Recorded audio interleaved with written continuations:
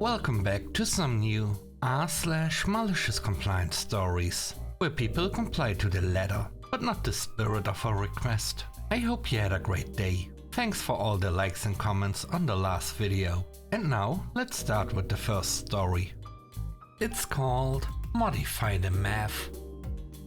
This just happened today.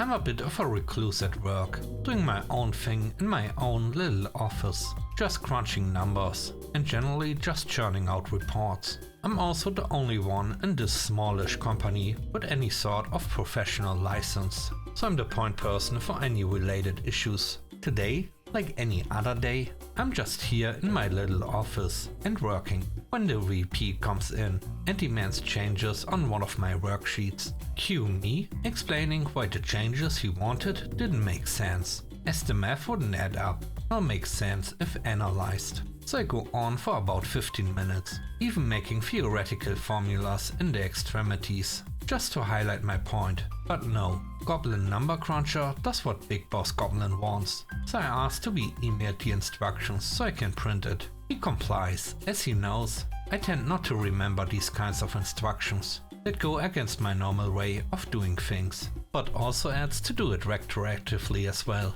as it being the new policy of handling it. My name doesn't appear in these reports, as they are the ones who sign it after reviewing it, so I wasn't worried. And also the email I requested added a nice cushion of safety. After 30 minutes of me pumping these new and revised reports out, they finally noticed that while it did affect that one particular report very positively, all others would result in the bills and revenue going down by about 80%. Our billables are a percentage of the numbers we come up with in the reports. So Goblin Boss comes back to my office. He slammed a pile of paper down. Cue him yelling at how this is gonna screw us. What was I thinking applying the change he wanted to our reports, etc. I just pointed to the printout of his email, but my mouth still slightly open. But no, he still keeps on yelling. An even bigger Goblin Boss comes to the rescue, the president, who asks what's going on. The guy knows I'm considering leaving the company and really doesn't want to lose me, which is why I got an office. Almost no supervision, no micromanagement, and generally left alone to do my own thing on my own time. I do stuff around 3 to 5 times faster, in addition to being consulted for various queries throughout the day. But I can slack off if I don't feel like doing much. I wish the ending was much more exciting. I just got a bigger office, farther away from people, and even less supervision, but no repercussions on the VP. The next story is called Didn't Last Long. I worked for a company that repaired ships and had a dock and a main office facility that was located about a 30-minute drive from the main city where most staff lived. Our normal hours were standard 7:30 to 4 p.m. After the ships were fixed at this facility, they were sailed south, a further 40 minutes drive by car. When this occurred, staff would clock in at 7:30 at their normal dockyard office and then pick up tools and equipment for the day, drive their own car with work gear the additional 40 minutes south. Going home was the reverse. Leave the southern facility at 3:30 p.m. and arrive back at the original facility at 4 p.m. for clock off. Also returning company tools etc. from the day's work. This was an accepted practice that everyone was happy with. Then a new manager comes along, says, "Why are all you people clocking on and off at the main office when you should be starting and finishing at the southern facility at 7:30 and 4 p.m. respectively?" So the next day, all staff then drives directly past the office and arrives at the southern facility at 7:30 to start. They then have to get tools and equipment for the day's work back at the main office. So they then grab one of the side trucks at 7:30 a.m. then drive back up to the office, 40 minutes, past where they had just come in their own car, and return another 40 minutes, and then start work with their day's equipment at 8:50 a.m. As there are only 2 side trucks between 20 staff, some workers never get an available truck to get their gear for the day. Lots of standing around waiting for equipment and tools. To make things even worse, the reverse had to happen at the end of the day.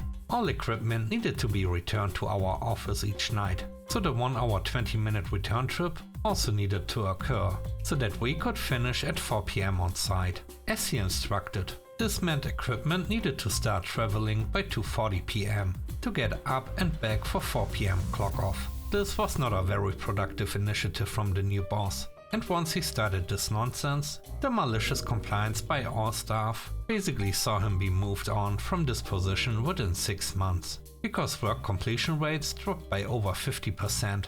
It was funny when he tried to rescind his directive.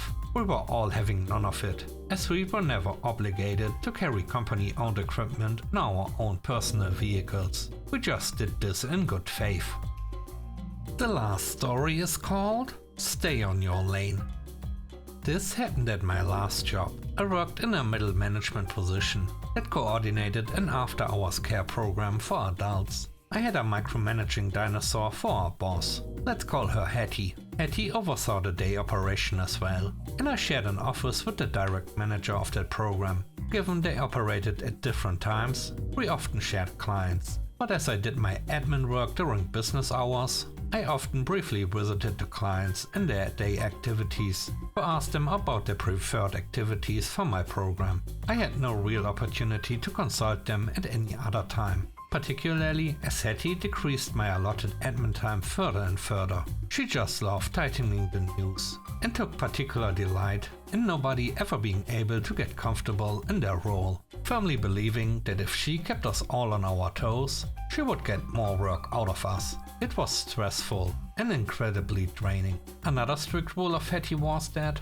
despite female staff being allowed to provide personal care to male clients, she did not allow male staff to provide intimate care to female clients. The only thing Hattie loved more than setting arbitrary rules was catching us out breaking them. It was near impossible to work the position without breaking any of her rules. One of which was that I was not allowed to involve myself in the day service. Involvement basically constituted me being anywhere out of my office and near clients during the day. She would sneak quietly around the building, listening around corners, and then leap out suddenly to catch the offender. One day, one of the clients would be transitioning from the day activities straight into my program for the evening. The entire premise of the program was client choice, and as such I needed to know what my client would like to cook for dinner, so I could purchase groceries before I clocked off. I was discussing it with the client when Hattie zoomed in around the door and asked to see me in her office. She dressed me down for interfering in the other program and told me in no uncertain terms that I was to stay completely away from it and in my own lane, or I'd be facing disciplinary action. I knew it would come back to bite her. Mere days later, the day program was winding up for the day, with only a few late-staying clients remaining, along with one male worker. One of the female clients had a need for a change of clothing. The male worker came and knocked on the door of my office to let me know the client needed changing. I loudly said, knowing Hattie was next door in her office, with the door wide open, "I'm sorry, I'd love to help, but unfortunately, you're currently working with the day program, and I've been expressively instructed I'm not allowed to interfere. Maybe Hattie can help. I'm sure she's in her office." The worker, knowing all too well what we had to put up with from Hattie, gives me a sly grin and moves on to Hattie's office to interrupt a phone call she was having, because the client comes first. I dutifully stayed at my desk, listening to her ask the worker to seek my assistance, knowing full well that she heard every word of the previous conversation. Worker repeats my refusal to her,